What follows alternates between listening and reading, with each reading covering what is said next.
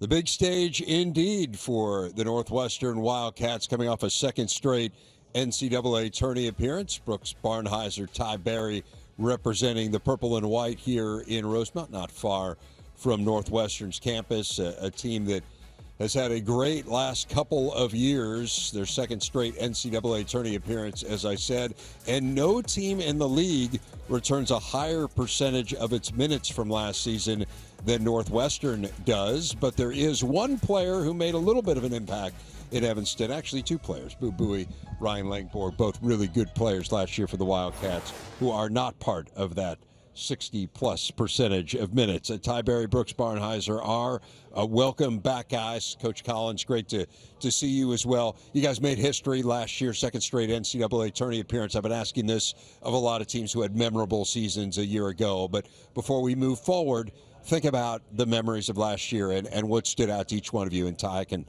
start with you. Yeah, thanks, Dave. I would say the biggest, obviously, memory that pops to mind was beating Purdue at home. It was just such a great time, and it kind of really gave us even more of a push through the rest of the season. How about for you, Brooks? Yeah, I think for me it was just, I think after that FAU game and kind of even stepping on the court against UConn, kind of see where our programs came. And kind of just sharing that with these guys, I think it's been, meant the world to all of us. Chris? I just think the camaraderie of the group. We had some great wins. Obviously, the home, Welsh Ryan, what it's become, the atmosphere in there, beating in Illinois, beating in Purdue, a Michigan State, seeing kind of where we've come from in the past and seeing where it is now is really fun. But watching these guys grow together, the group we've had, obviously Boo, Ryan, but then these six guys who are back that played a lot last year, to see the way they came together, their fight, their commitment. As a coach, those are the things you remember the most. I do want to ask each one of you before we get going here. I know you've each had a little bit of an injury issue here in the offseason. So Ty, yours was during the year last year, but Brooks, kind of bring us up to date on where you are in terms of getting back on the court. Yeah, I'm progressing. I kind of tweaked my foot before our foreign tour, but I'm progressing, and I can't wait to get back out there with the guys. All right, how about you, Ty? I'm feeling great. I've started practicing with the guys, and running good, jumping good, feeling good. So I'm excited to be back for November 4th. Do you have a time frame, Brooks, as to when you think you'll be back out there? Yeah, I should be back November 4th, so I can't wait to get out there. That's my goal. You'll be playing in the opener. I'll be playing, yeah. When the ball tips, I'll be out there. That's what you're saying. I know what motivated you guys last year when you were up here. We were talking about, hey, we want to show that last year wasn't a fluke, right? That was kind of your big mantra, Chris, and that we can do this again, that we can become a consistent program, and you guys did that. So what motivates you this year? I think what's really cool about our program is we're a chip on our shoulder type of program. Most of the guys on our team didn't have a whole lot of Big Ten offers. I've always kind of carried my own chip, from growing up as a famous athlete's son and having to live in that shadow. I've always carried that motivation. I know these guys do. You look at our team, a Nick Martinelli, a Matthew Nickerson, a Brooks Barnhizer, a Boo Buie. People in our league didn't think they were good enough, so all they do is they come and they win, and we don't really care how we're viewed. We believe in ourselves. We laugh. We got picked at the bottom of the league again this year with the most returning players. So I told the guys, I guess Boo and Langborg won all the games. That's what everybody thinks of us. So we'll be motivated. We got chip on our shoulder, guys. We're a gritty blue collar team and a program. That's what we are. We know our formula. We're excited to compete, and the great thing about basketball is the preseason prognostications don't really matter. You get to go out there and actually play the games. They have not been particularly accurate when it comes to Northwestern the last couple of years. I do think it's fair to point that out. Brooks, you made the preseason all-conference team for someone who was, as Coach Collins said, not all that heavily recruited. What does that mean to be seen as one of the 10 best players in this league? Yeah, it means a lot. Just to be up there with the kind of caliber of guys and the prestige of this conference, it just is really a blessing. And like Coach said, I think a lot of guys on our team didn't really have other Big Ten offers, but Coach is the one that believed in me. So now to kind of be that caliber player and to play for Coach and kind of lead this team my senior year, it means the world to me, so I can't wait to go out there and do it. Now, Ty's down here saying, I had a couple other Big Ten offers. Yeah, he was a lot highly recruited than we were. Yeah, he's not one of those. He's a fat and happy guy. Yeah, he's a prima donna. Right, exactly. Ty, with you with the injury last year, it was really tough to see you obviously had a couple of your games afterwards, and to see you off on the side and not be able to participate with the guys. How challenging was it to kind of watch that season unfold and to not be able to be a part of it? I mean, yeah, it was hard, but at the end of the day, you know, I just wanted to be a good teammate and make sure that I was there for my guys, and being more of a vocal leader on the sidelines is something that I really progressed towards the end of the season, and that I'm definitely going to carry on into this season as well. Let's talk a little bit about leadership, and that is something that Boo had in spades, right, and became one of the best leaders that you've ever had. Ryan Langborg was exceptional last year, and once again showed us why he's a great NCAA tournament player. So tell me about the leadership. Tell me how these guys lead, and who else you have on this team that can step into that void. Yeah, I think having a lot of veteran guys is going to help. You know, we're a program that's going to try to make our mark with continuity, with, you know, the culture of coming in, learning from the older guys, and then when they leave, it's time to carry that mantle.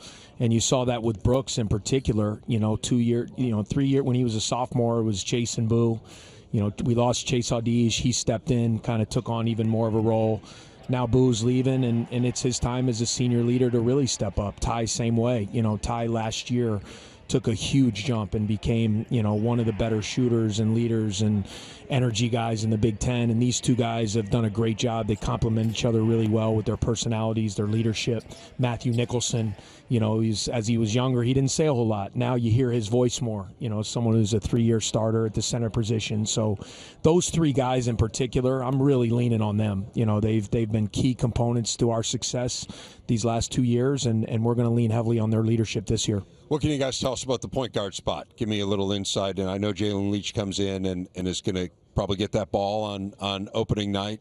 Give us a little bit insight into his game. Yeah, I think the one thing that me and Ty have been talking about it, really cool thing about our team is we got a lot of interchangeable pieces and a lot of versatile players. So whether who gets the rebound and brings it up and stuff like that, like still kind of like working that out in these practices. But I definitely think it'll be kind of a new look. But I can't wait to get out there. I think it'll be a beautiful brand of basketball.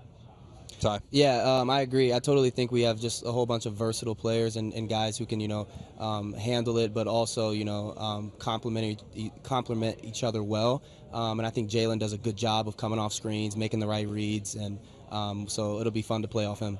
You guys took a foreign trip this summer, and I know you guys didn't play, and Matt Nicholson didn't play either. And so when you and I talked, you said it gave us an opportunity to see some of these other guys and to give them heavy minutes. So who are some of the players who stood out on that trip that perhaps weren't big key cogs last year? Well, someone who became a key cog, but we need to have a big role this year, Nick Martinelli. You know, Nick came in when Ty got hurt. He became a double-figure scorer last year. We expect him now as a junior to consistently be a starter, be a double-figure guy. He's got such a unique game, but he gets it done, you know, and he's a competitive guy, a terrific player.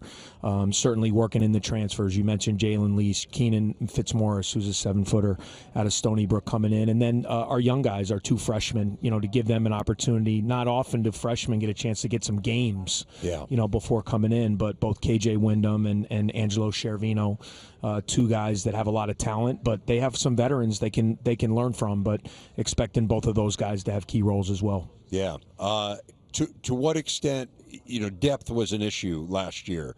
I mean, even before, you know, Ty got hurt, before Matt got hurt, you were getting as few minutes as almost anyone in the country off your bench. To what extent can those guys be contributors right away? Like, can Wyndham and Scervino be players who play in I Big hope Ten so. games this Yeah, year? I mean, to be determined, right? I mean, you don't really know until you get out there. You know, another guy, Justin Mullins, you know, is another guy who didn't play a whole lot last year, but we have high hopes for. He's 6'5", athletic, can do a lot of different things. I think those 3 guys are 3 in particular that you really look to and say, like, they can add to our depth. They're athletes, they're skilled, they can put the ball in the basket, versatile defenders.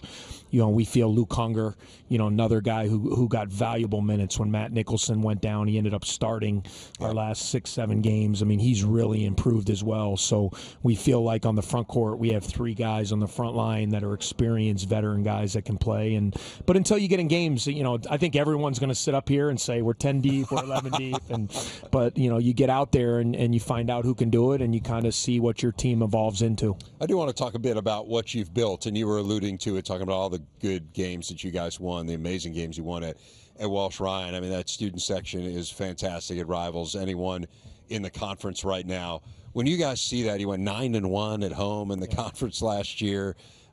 To see where it was and where it is now, what do you guys think about? Yeah, I think it just means the world to us. I mean, that's kind of really like our backbone at home. I mean, I think that every time that we step on the court, just give us another push. I mean, we kind of look around and see that place sold out. I mean, it's almost, you kind of almost want to get emotional to see where it's grown and where we've like kind of built it up to be. But we can't wait to take another step this year and get back in there and kind of get going with those same fans again.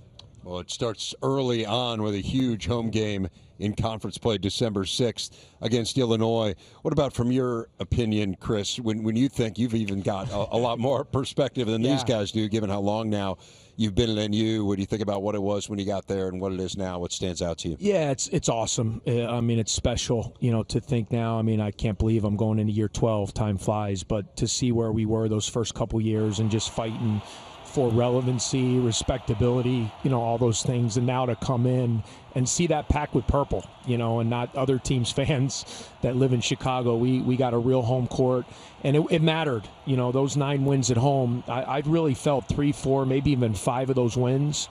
We don't win without the crowd. They really put those last 4 minutes of the game in a tight game. Your crowd can help you win, and we need it. We need them to keep coming out, and excited to get back in Welsh Ryan and see what we can do this year. I'm going to wrap it up with this. I'm going to ask you to play prognosticator. So 2 years ago, we had you up here and we said, who's your breakout player going to be? And you said Brooks Barnhizer, and it was Brooks Barnhizer. Last year you had an interesting answer. You said, I know he's been around for a long time, but I really think Ty Berry is going to have a great year. And Ty was your leading, incredible three-point shooter, had the best scoring year of his career as well before the unfortunate injury. So you've got like this magic wand that you can just will it. You make it happen. Who's the player who's going to make the biggest jump this year? Nick Martinelli. He's one of those guys, man. You just want him on your team. It may not look pretty all the time, but he's a ball player. He's a competitor. He's a winner, and he's now as a junior. I really expect him to be, to step up and to be a real impact player in the Big Ten. I'm looking forward to seeing it. When you say it, it comes true. I hope so. We need it. All conference, Nick Martinelli. Here we come. Ty, Brooks, really good to see you guys. Chris, always fun to see you as well. Appreciate it.